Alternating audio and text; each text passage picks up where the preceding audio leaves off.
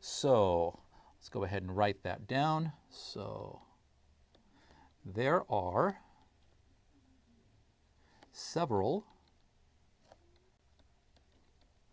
symbolic representations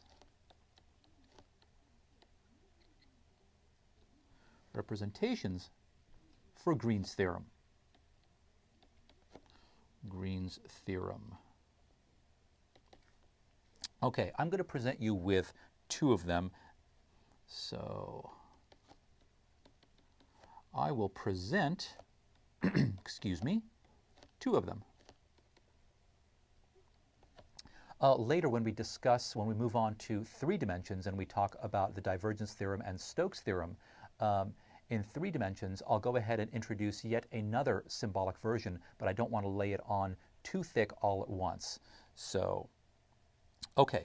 Now, it's really, really important to remember that they are not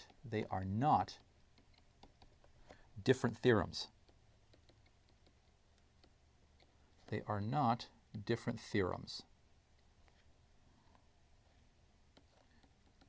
Just different ways of writing the same theorem. Just different ways of writing the same theorem. Okay. Now, we write the following.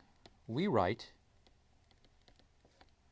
the integral C of f, and I'm going to do the curl first, the circulation curl.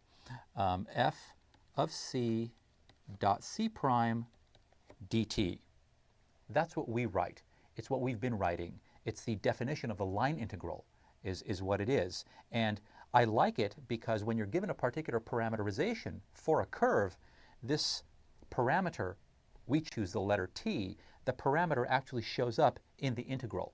It's saying take the vector, form the composite function, dot it with a tangent vector, that's your integrand, and integrate it from beginning to end of the parameter.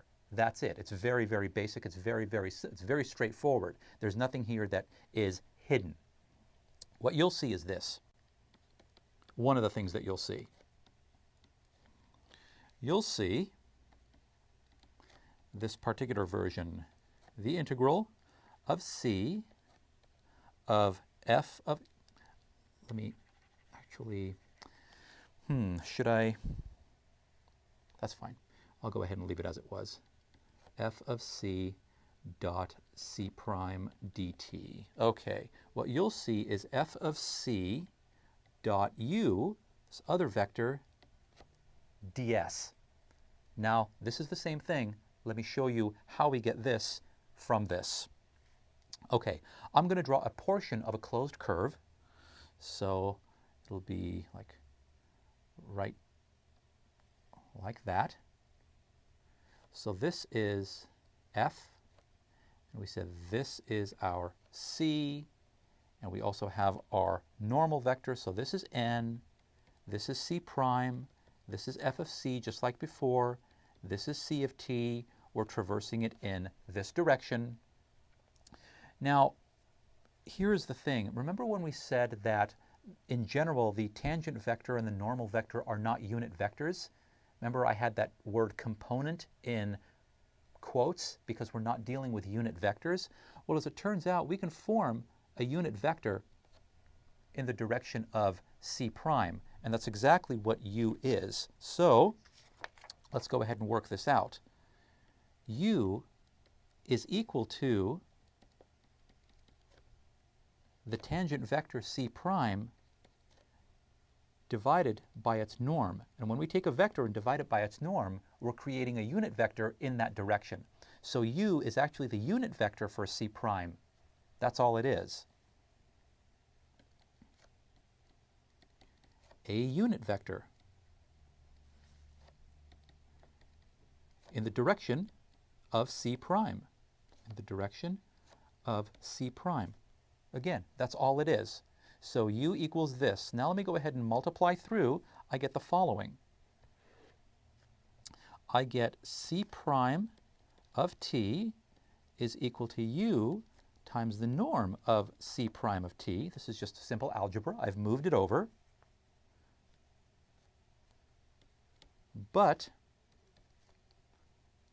the norm is equal to ds dt. Okay, this ds dt, s is the length of the curve. ds is a differential length element for the curve. It's a very, very tiny length element of the curve. Well, this is a derivative, so the norm here is ds dt. When you take the derivative of a curve, you get the tangent vector. When you take the norm of that tangent vector, you're going to get some number. What that number measures is a rate of change. It's the rate at which the length of the curve is changing as you change the parameter, right? That's what a derivative is. It's not just a slope, it's also a rate of change. So this ds dt, which happens to equal the norm of the tangent vector at a given point, it's measuring how much the curve is actually lengthening as you do make some differential change in the parameter t. So this is ds dt. So when I put this into here, I get the following. So c prime of t is actually equal to u, this is this, ds dt. So now when I put this c prime equals u ds dt into